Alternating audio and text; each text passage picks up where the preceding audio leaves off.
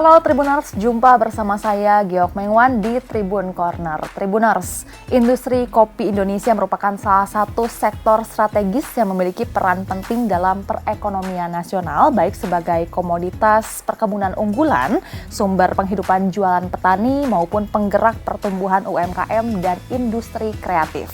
Nah, dalam beberapa tahun terakhir, perkembangan coffee culture, specialty coffee, serta bisnis kopi berbasis nilai tambah menunjukkan potensi besar bagi penggiat dan pebisnis kopi Indonesia. Nah, sudah hadir di studio Tribun News Palmerah, Jakarta, Ketua Umum dari PAPIKI atau Perkumpulan Profesional dan Inovator Kopi Indonesia, yaitu Mas Tif Hidayat. Kita akan mengulik lebih jauh soal bisnis kopi di Indonesia. Apa kabar, Mas Tif?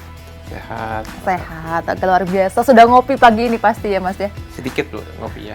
Oke, kopi apa, Mas, yang jadi favorit Mas Tif ini? Pagi ini kita ngopi kopi Bali. Kopi Bali. Arabica Kintamani. Yang di depan ini ya? Oke, berarti yang ini ya? Bali Sunrise, Umar Hadi. Ini kopi khusus dari kebun di Kintamani, Bali, disangrai dengan jurus tenaga dalam. Oh, iya. Iya, tenaga dalam kita saya nulis buku di sini depan nih ada tulis buku juga tentang jurus tenaga dalam. Saya bagi 7 jurus menyangrai, bisa setiap jurus menghasilkan karakter kopi yang berbeda. Biarpun dengan bahan yang sama. Oh gitu. Jadi teknik menyangrai itu sangat penting juga untuk pengolahan kopi. Oke. Nah, belum apa-apa kita udah langsung dibuat kaget, ternyata kayak kan yang kita tahu kayak beda kopi itu beda dari bijinya, ternyata dari proses sangrainya juga bikin beda rasanya gitu. Yes. Oke. Nah, berarti sebagai ketua PAPIKI ini apa Mas kesibukannya nih belakangan ini? Ya, saya ini aktif di dunia roasting sekarang ini sih, dari pengolahan kopi, pengembangan brand. Jadi kita ada 5 merek sekarang ini, ada Presiden Cafe, Kopi Presiden, Kamus Kopi, Sip Kopi, ada juga Kalimantan Kopi Indonesia. Oke. Jadi kita di sisi lain, saya sebagai ketua umum PAPIKI, ya banyak terlibat dengan program-program penguatan SDM, pendampingan UMKM kopi, juga kolaborasi tuh antar komunitas sama pemerintah sekarang ini. Ya, itu kegiatan saya sekarang ini. Oke, baik. Nah, sebagai sosok yang punya peran besar di dalam industri kopi di Indonesia, Mas Tif ini awal mula perjalanannya gimana sih di dunia kopi ini? Saya masuk dunia kopi ya bukan cuma ikut-ikutan tren sih sebenarnya sih, tapi karena tertarik dengan proses yang ada dari kopi dari hulu ke hilir. Jadi contohnya kayak kita minum kopi ini kan kita dapetin rasanya kayak citrus, terus juga sedikit tannin belakangnya sepet-sepet. Nah itu karena ternyata dari hulunya, jadi di kebunnya itu unsur haranya itu yang membuat tanaman kopi itu menghasilkan karakter citrus. Karena saya nulis buku tentang Bali Kintamani waktu itu, kita temukan bahwa daerah Kintamani itu semua kebun itu rata-rata rasanya citrus. Padahal sebelahnya belum tentu ada pohon lemon atau citrus. Jadi di buku itu kita tulis penelitiannya bahwa emang secara garis besar kopi Bali Kintamani ada punya citrus, punya tannin, gimana? Nah itu unsur hara jadinya. Unsur hara disangrai dengan teknik sangrai yang tepat, jadi kita bisa mengoptimalisasikan dan kita rasanya. Ya nanti diseduh, penikmatnya bisa dapatin yang rasa yang kita mau jadinya. Nah itu jadi mulai tertarik di sana. Wah ternyata kompleks ya kopi ya gitu. Jadi kopi bukan cuma minuman doang, tapi jadi sebagai ekosistem. Ya, ada dari ekonomi, budaya, juga profesi yang sangat besar sebenarnya potensinya. Oke, berarti dari sejak tahun berapa nih Mas punya concern ke kopi ini? Ya tahun 2000-an, saya mulai tertariknya sebenarnya sih. Dari sana saya tertarik, terus saya terus belajar, ya masuk kelas, sekolah, seminar, banyak belajar dari customer saya juga. Sampai sekarang masih belajar dengan banyak universitas mendalam tentang dunia kopi Indonesia. Oke, luar biasa. Nah, seperti apa nih Mas, Anda melihat kebiasaan ngopi orang Indonesia sekarang ya? Karena kan kayak banyak banget kayak udah jadi tren, udah jadi kebiasaan. Kayaknya kalau nggak ngopi tuh kayak badan tuh nggak enak aja gitu kan. Nah, gimana pandangan Mas Tif ini soal ini? Ya, kopi udah jadi kayak gaya hidup ya, lintas generasi sekarang ini. Jadi ya positif aja sebenarnya sih. Jadi kita sekarang banyak bertumbuh UMKM di mana-mana. Terus barista mulai naik ke kelas dunia profesionalnya gimana, ya, produk-produk inovasi makin tumbuh sekarang ini. Jadi contohnya ada produk sekarang fermentasi pasca panen bukan cuma tradisional aja, tapi juga ada alternatif sekarang. Jadi di fermentasi dengan buah asli yang lainnya. Contohnya kayak depan ini Sumatera jambu biji, itu dengan jambu biji kita fermentasi Gimana tuh caranya? Di pasca panennya. Jadi waktu difermentasi dalam tangki, buah kopi dimasukin dengan jambu biji. Didiamin selama beberapa hari, baru kita proses lanjut jadi green bean bahan baku. Nah itu contoh produk inovasi di hulunya, sampai ke hulunya, belum di hilirnya. Banyak juga yang pakai susunya dicampur dengan susu oat milk segala macam. Nah itu jadi sekarang udah makin banyak sebenarnya programnya. Nah tantangannya kita harus pastikan kualitas, edukasi konsumen, keberlanjutan, supply chain biar ikut naik juga. Betul. Jadi tertarik juga ini kan jambu nih, terus bisa jadi ada rasanya gitu, disatuin doang begitu ya dengan bijinya ya? Iya, ya ada tekniknya, ada segala macam, ada musi bakteri apa kita pilih, tapi ya secara sekilas ini. Oh gitu. Nah selain buah jambu sama buah, ada inovasi dengan buah lagi nggak? Banyak. Sekarang ini ada masukin dengan buah berry, strawberry, atau mungkin dengan salak. Ini ya. Bisa. Ini ya. Oke. Iya, dengan salak juga cocok juga ternyata gitu loh. Ya ada inovasi lagi dengan masukin bunga melati atau mungkin sedap malam. Itu jadi kopi itu emang waktu fermentasi itu bisa menyerap sekitarnya juga, bukan cuma dari unsur haranya juga. Nah itu kita bisa teliti nanti dari bakteri nanti lanjutannya. Bakteri apa yang cocok untuk fermentasi. Oh, jadi ada peran bakteri juga gitu ya, karena fermentasi itu tadi ya? Ya, contoh kita dari zaman dulu kan bakteri itu digunakan dari proses kayak luwak. Nah, bakteri di perutnya luwak itu yang bikin kopi itu terurai lebih enak. Jadinya, nah itu dari sana kita bisa kembangkan. Berangkat dari itu. Dari situ idenya. Oh, tapi emang kalau pecinta kopi rasa buah ini berarti lumayan banyak ya, makanya muncul rasa-rasa lain gitu ya? Ya, mulai banyak karena kan zaman sekarang kita kan ibaratnya mau eksplor cita rasa, nggak cuman gula Jawa atau ini. Benar. Ya kayu manis misalnya banyakkan kopi Indonesia, kita mau eksplor lebih jauh. Contohnya strawberry, blueberry, jambu biji, salak tadi ya. Salak. Sekali oh iya benar ini jambu biji gitu. Iya. Oh, jadi penasaran rasanya ini. Oke. Nah, Mas Tip sebagai Ketua Umum Papiki ya, langkah konkret apa nih Mas yang sedang atau yang akan Anda lakukan nih, Anda dorong terhadap posisi Indonesia dengan jumlah gerai kopi yang udah kayaknya di mana-mana gitu? Ya, kita tahu kan sekarang Indonesia bisa dibilang katanya nomor 1 jumlah kedai kopinya di dunia. Nomor 1, oke. 491.000 berapa gitu katanya. Nah, jadi itu kita ya sebenarnya Papiki senang, tapi kita nggak cuma pengen merayakan dari jumlahnya sebenarnya sih. Betul. Ya, kita coba lebih mengarahkan fokusnya ke kualitas SDM sebenarnya. Jadi kita bisa ya menaikkan kompetensi dari ya kita punya profesionalnya, edukasi dari pelakunya. Terus memperkuat koneksi dari hulu ke hilirnya. Jadi biar nanti pertumbuhannya tuh bisa lebih sehat dan lebih berkelanjutan gitu loh. Oke, iya sih karena banyak juga bukan banyak juga sih, kayak kadang kita beberapa nemuin kafe yang kayaknya kopinya tuh kayak kopi instan yang rasa yang bisa kita temuin di kopi instan yang di warung-warung gitu kan. Jadinya orang jadi kayak ini standar kafe tuh kayak gimana sih, terus standar kopi yang enak tuh kayak gimana sih, kayak gitu-gitu kan. Oke. Nah, Mas Tip sebagai Ketua Papiki nih, boleh diceritakan lebih banyak nggak sih tentang asal mula dan kiprah asosiasi ini nih sampai hari ini? Kita Papiki lahir dari kebutuhan akan wadah para profesional kopi Indonesia lintas sektor sebenarnya. Saya dan teman-teman juga yang lainnya dulu sebenarnya juga dari bekas pengurus dari perkumpulan sebelumnya yang lainnya. Nah, kita merasa tuh dari perkumpulan masing-masing itu masih belum cukup atas yang ada kondisi yang ada di kopi Indonesia sekarang ini. Nah, kita coba bergabung bersama untuk bisa ya membuat wadah baru dengan yang kita rasakan ini kondisi yang sekarang kita butuhkan sekarang ini makanya.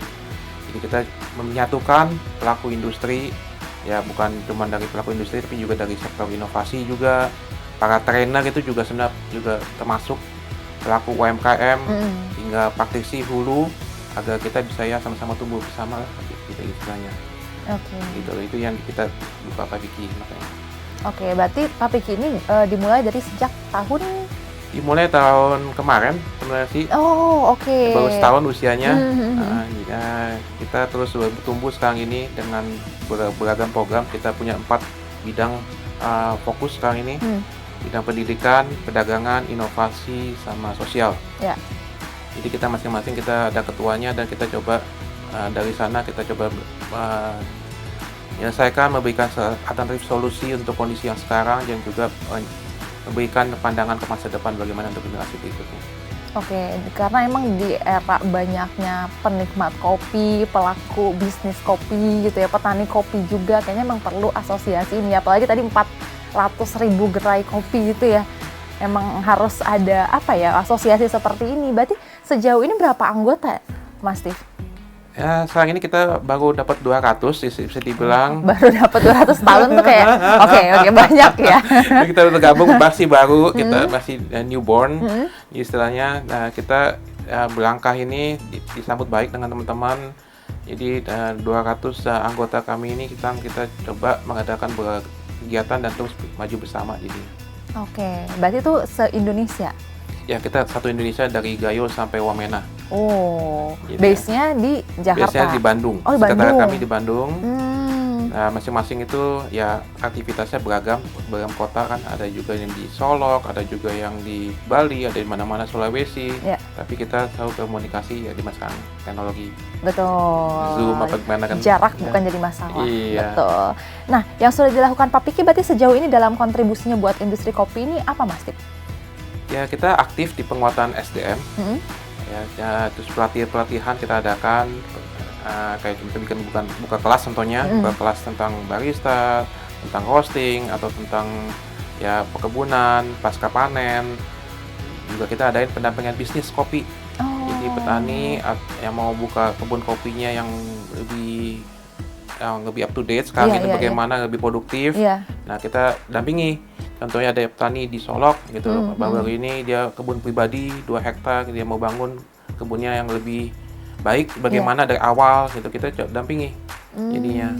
Atau mungkin yang mau buka kedai kopi, nah itu mereka nggak tahu konsep kopi, buka F&B bagaimana. Nah, kita coba berikan arahkan sebenarnya sih gitu. Jadi ada bagian dari kita punya misi dari pendidikan, dari perdagangan juga. Betul.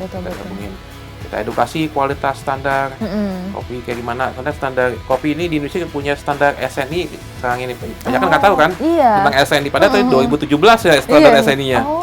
Gitu, udah lama gitu kan. Gitu. Tapi mereka kan banyak kan nggak tahu ada standar green bean-nya, ada standar roasted-nya sebenarnya di Indonesia. Tapi banyak kan sih acuannya masih ngomongnya yang standar Belanda, yang terase lah, atau yang standar Amerika gitu ya. Nah, itu ada. Nah, kayak kita coba memberikan informasi tentang kualitas standar kita punya, di Indonesia sudah ada. Juga kita buka ruang tuh untuk kolaborasi antara pelaku industri dan pemerintah ini. Oke. Tapi kalau standar SN ini berarti kayak semua F&B kopi gitu, itu tuh inian standarnya nggak sih atau gimana, Mas Steve, yang Mas Steve temukan gitu dalam praktiknya? Ya, standar mereka kadang-kadang masing-masing punya standar ininya. Belum patokan kayak SNI contohnya, atau mungkin dari pemerintah kan ada dari standar SNI kualitas, juga ada dari standar kerja sebenarnya kompetensi. Sebagai profesional barista itu ada kompetensinya sebenarnya. Nah, itu masih banyak yang belum tahu dan belum kompeten bisa dibilang untuk standar. Nah, itu kita coba makanya edukasikan dan coba memberikan fasilitas wadahnya untuk mereka bisa jadi kompeten. Iya. Oke. Makanya Pak Piki ini ya memberikan edukasi itu ya, biar ya ini udah standarnya Indonesia tuh segini gitu. Jadi nggak ada yang kayak, ih kok beda sih gitu, kayak daripada yang pernah dicobain sebelumnya yang kopi Indonesia gitu ya Mas ya, biar semuanya tuh sesuai dengan standar minimal. Oke. Nah, Mas Steve, bagaimana nih ekosistem dan komunitas kopi saat ini dibanding beberapa tahun sebelumnya nih? Karena kayaknya cukup cepat gitu pertumbuhannya tuh. Ya, pertumbuhan ekosistem kopi itu sangat berkembang cepat sekarang ini ya, lebih terbuka sebenarnya. Jadi karena teknologi juga bisa diakses mana-mana, bisa dilihat kegiatan ekosistem lebih kolaboratif sekarang ini, kita mau kerjasama bagaimana antara dari hulu ke hilir, dan juga sikap kita bisa lebih profesional untuk menanggapinya sekarang ini. Kan profesi ini sekarang bisa dilihat dari mulai petani, dari pengumpul, pengolah, pedagang, penyangrai, barista, kopi owner, itu jadi lebih profesional jadi sekarang ini. Nah, jadi kopi identik bukan cuma sebagai komoditas yang dulu cuman orangnya tahu bapak minum kopi hitam, wajib minum kafeinnya gitu kan biar melek gitu kan. Nah, jadi bukan cuma komoditas, jadi kita bisa lebih jadi industri kreatif yang bernilai tambah sekarang ini. Oke, oke. Udah jadi kayak lifestyle juga ya, karena kan kayak selain ya emang kayak kebutuhan buat biar melek, tapi kayaknya kalau nongkrong nggak ada kopi itu kayak ada yang kurang gitu ya Mas ya. Oke, nah sudah sejauh mana nih dukungan pemerintah nih Mas dalam membangun ekosistem industri kopi nasional dan dampak yang dirasakan oleh para pelaku kopi di Indonesia ini? Dukungan pemerintah sekarang ini sangat baik, bisa dibilang sekarang ini saya rasakan sekarang ini, terutama di UMKM sangat bagus, apalagi dari pemerintah daerah sangat banget pendukung di UMKM-nya sekarang ini. Pembiayaan juga makin banyak ya, program-program pembiayaan diberikan, promosi ekspor juga makin banyak aktif dari Kementerian Perdagangan, contohnya banyak promosi ekspor ke luar negeri, diadakan Indonesia Pavilion di negara-negara seperti di Amerika, di Malaysia, menama Jerman, terus juga ada kayak grup diplomasi yang dikirim keluar untuk promosi kopi Indonesia. Nah ini jadi semakin bagus sebenarnya sih dukungan pemerintah, tapi masih saya bilang perlu sinkronisasinya nih sebenarnya sih, kebijaksanaannya biar lebih tepat sasaran dan menyentuh pelaku di lapangannya sebenarnya. Itu yang saya lihat sih. Oke. Memang harus tentunya harus terjun ke lapangan untuk mendengar langsung apa sih yang sebenarnya dibutuhkan begitu ya, biar kayak cocok gitu peraturan, kemudian juga kayak ya kebijakannya tuh sesuai dengan para pelakunya begitu ya Mas ya. Iya. Oke, tapi apa sih sebenarnya yang diharapkan Mas sebenarnya kepada pemerintah ini agar ya mungkin ada kebijakan yang sebaiknya kayak gini dari pelaku bisnis kopi atau petani kopi gitu Mas? Maksudnya contoh sinkronisasinya atau apa ya Mas? Kayak mungkin kayak ada hal yang kayaknya ini perlu dibuat kebijakannya deh gitu, ada nggak sih Mas? Ya mestinya sih kita bisa bikin pesannya gitu ya, kurang lebih ya, jadi bisa bangun industri kopinya lebih kolaboratif sebenarnya sih. Oke. Gitu, jangan semua jalan-jalan sendiri-sendiri. Jadi kalau misalnya ya petaninya mesti diperkuat, industri hulunya, UMKM-nya lebih sehat jadinya. Terus juga para profesionalnya dia punya kompetensi cukup, semuanya kompeten. Nah kalau semuanya udah sinkron, bijaksana sinkron, saya yakin sih ya Indonesia bisa jadi pemain utama ya di kopi dunia. Oke. Apalagi tadi kan nomor satu ya industri kopinya. Iya, gerai kopi nomor satu. Kopinya, iya. Kita punya lahan 2 juta hektar, gitu kan. Udah produksi kita udah 700.000 metrik ton istilahnya. Wow. 290 atau berapa itu udah kita itu juga bisa diakui sebagai produsen kopi dunia, tinggal kita gimana bisa lebih meningkatkan nilai tambahnya sebenarnya. Oke, berarti kalau masa depan kopi Indonesia ini berarti menurut Mas Tip ini cerah berarti ya? Sangat bagus. Sangat bagus. Oke. Nah, ini kan di depan kita udah ada beberapa nih. Tadi kan yang buah gitu kan. Terus juga mungkin bisa dijelasin juga Mas ini yang di kaleng bulat ini tuh kopi apa, terus sampingnya ini apa. Penasaran jadinya ini. Oke. Yang ini kita tadi nikmatin kan Bali. Di Bali kita mani. Yang kedua ini Jawa, Jawa Arabica. Jadi ini dari perkebunan di Pulau Jawa. Varietasnya Arabica. Ini disangrai dengan tenaga dalam juga. Tenaga dalam, oke. Ini jadi salah satu highlight nih, oke. Nah, lanjut Mas sebelum nanti aku tanya. Ya, ini tenaga dalam juga. Jadi ini cita rasanya lebih ke gula Jawa, ada sedikit cengkeh, tapi medium body istilahnya. Di lidahnya, taste-nya juga, pesan akhirnya juga cukup pendek sebenarnya sih, nggak terlalu panjang. Nah, kalau ini Kamus Kopi nih, konsepnya kita bisa minum kopi setiap saat.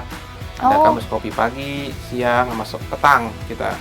Oh, ada ininya beda-beda. Ada, maksudnya biar kita pagi kita begitu semangat kafein.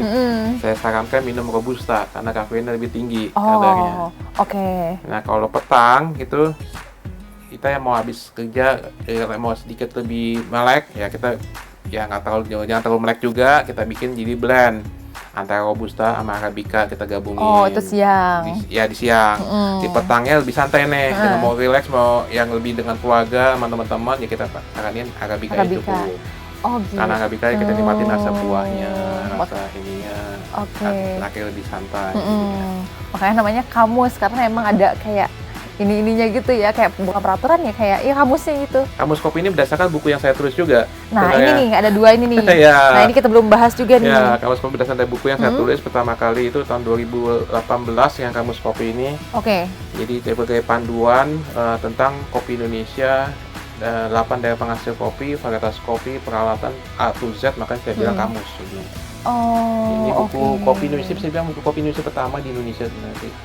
Oh, berarti ini dari tahun berapa? 2018. 2018. Bayangin dulu, kopi Indonesia tahun dari 17. Iya, tapi 2018 baru ada buku. Iya. Ya, di sini ada ragam kopi Indonesia, daerah penghasil kopi terbesar, sampai ke ragam minuman dari yang tradisional sampai yang internasional. Ya, itu ya edisi pertama saya aja sih sebenarnya. Ya, berikutnya saya tulis buku yang menyangrai dan ada itu menyenangkan. Ya, itu saya bagi tentang 7 jurus menyangrai. Jadi itu bagaimana mengolah kopi dengan proses sanggainya yang tepat. Jadi setiap proses sanggai itu bisa kita sesuaikan dengan profil yang dicari, mungkin dengan teknik seduhnya atau dengan customer mau rasa manisnya lebih tinggi atau body lebih tinggi, kita bisa gunakan teknik sanggai yang sesuai sebenarnya sih. Nah, yang tenaga dalam itu dibahas di sini, Mas? Ada situ. Oh. Ada, saya tulis tuh ada juga tenaga dalam, gado-gado, santuy, ngebut kilat, lepas gas. Tujuannya untuk menarik generasi muda biar tertarik masuk ke dunia kopi. Benar-benar. Soalnya kalau istilah ribet juga kayak susah ngapalinnya gitu ya. Benar. Kayak santuy ya berarti santuy gitu. Nah, kalau tenaga dalam itu berarti gimana? Kayak wah gitu nyangkainya atau gimana, Mas? Intinya tenaga dalam itu kita memberikan tenaga energi panas ke dalam biji kopinya dari suhu rendah sampai tinggi, tapi nggak terlalu lama. Jadi jangan tekniknya cepat, mesti cepat. Tapi itu dibuatnya dari siklusnya dari masuk biji kopi itu drop in sama suhu turning point-nya bawahnya itu waktu naiknya itu nggak lama nyampe, kita lebih cepat. Misalnya naik ke atas suhunya Pak, energi panasnya cepat sekali. Makanya biji kopinya itu menyerap energi panasnya sangat banyak. Jadi waktu dia pecah, karakter pertama itu sangat besar suaranya. Misalnya, nah itu tenaga dari dalam energi gitu. Panasnya itu yang saya bilang, jadi energi panasnya itu. Gitu, tenaga dalam kopi, bukan sip yang nyalain. Iya. Oh begitu. Oke. Ya, itulah. Oke, ada menarik. Buku yang lainnya juga saya tulis tentang Bali, Kintamani, cuma saya nggak bawa bukunya. Berarti ada berapa kopi? Berapa buku? Ada total sekarang ada 5 buku. Yang saya ikut terlibat jadinya sekarang ini 2 dari saya pribadi, yang 3 itu kerjasama dengan universitas. Berarti universitas mana Mas yang kayak ada concern ke kopi-kopi ini, kalau boleh tahu? Contohnya kayak Universitas Bakri, itu juga sangat concern tentang kopi dari fakultas pangan ya. Jadi sangat concern. Jadi mereka terus eksplorasi dan pelajari tentang kopi Indonesia. Oke. Karena kan nggak banyak yang tahu ya, kalau kayak kampus kan taunya ya sains gitu kan, bukan lebih ke yang pangan, apalagi kayaknya kopi kan bukan yang main kayak makanan pokok juga, tapi kan karena udah banyak ya bagus sih universitas juga jadi turun tangan begitu ya. Ini menarik sih, kayak Indonesia pagi, berarti yang siang Indonesia siang gitu. Iya, betul. Kopi siang, ada yang petang juga. Oke, berarti bukan krim doang, ada krim siang, krim malam. Tapi ada kopi juga. Oke, nah pertanyaan terakhir nih Mas Steve nih. Jika Anda bicara langsung kepada pemerintah dan pelaku industri hari ini, apa satu pesan terpenting yang ingin Mas Steve sampaikan? Ya, mestinya kita coba biar bijaksananya sinkron semuanya itu, karena industri kopi itu sangat luas dan bisa dibilang ya lebih potensi lebih besar jadinya. Ya kita perlu bijaksanaan yang lebih sinkron dan bisa mencapai sasaran tepat guna di lapangannya itu jadinya. Pesan untuk generasi muda mungkin saya mesti juga mungkin karena kan sebenarnya sih benar-benar saya tuh industri kopi itu luas ya, sangat bagus. Saya bilang bisa dibilang industri masa depan yang memberikan kayak potensi bisnis, karir juga, dan teknologi, sama juga ya dari inovasinya juga. Jadi itu saya bilang mudah-mudahan mereka bisa lebih fokus ya masuk ke dunia kopi gitu. Oke, berarti seperti yang Mas bilang sebelumnya, masa depan kopi Indonesia ini cerah begitu kan ya. Berarti nggak cuma yang kan ada yang mungkin takut banyak yang ngopi ini karena FOMO doang gitu kan, kayak nanti juga kayaknya bakal redup di industri kopi, tapi enggak ya Mas ya, proyeksi Mas ini bakal terus tumbuh atau mungkin ada penurunan di masa kapan atau gimana Mas mungkin proyeksinya? Saya rasa terus tumbuh sekarang ini karena demand kopi itu makin terus naik terus. bisa dilihat dari bursa perdagangan komoditas berjangkanya kopi di dunia ini. Tren kopi itu naik, harga kopi itu naik sekitar 100% tiap tahunnya. Oh, 100%. Udah selama 3 tahun ini bisa dilihat. Oh, oke. 100% itu udah buktikan bahwa demand kopi masih bagus, bisa dibilang. Nah, jadi terus saya bilang pertumbuhannya makin luas dan masih bisa dieksplor dari hulu ke hilir, terutama dari segi ini ya, dari segi ekonomi kreatifnya, inovasinya. Nah, itu masih banyak. Oke. Jadi buat Tribuners yang tertarik, berarti bisa juga belajar ke Papiki ini berarti ya, mesti dengan ikut Papiki ini tadi karena diberikan pendampingan. Betul. Baik itu mau jadi petaninya, baik itu untuk membuka bisnis kayak kedai kopi gitu ya, kayak gitu-gitu. Dan ya balik lagi untuk jadi petani juga bukan hal yang memalukan, justru malah petani itu tadi Mas bilang tadi biji kopi aja setiap tahunnya 100% gitu ya. Jadi menjanjikan banget. Makasih banyak loh sharingnya Mas Steve. Kita jadi banyak tahu soal kopi. Semoga nanti kita bisa bertemu lagi dan kita udah ngelihat inovasi-inovasi yang lain nih dari Mas Steve nih. Oke, baik, terima kasih Tribuners, itu dia pembincangan kita kali ini di Tribun Corner. Saya Geok Mengwan pamit undur diri. Sampai jumpa.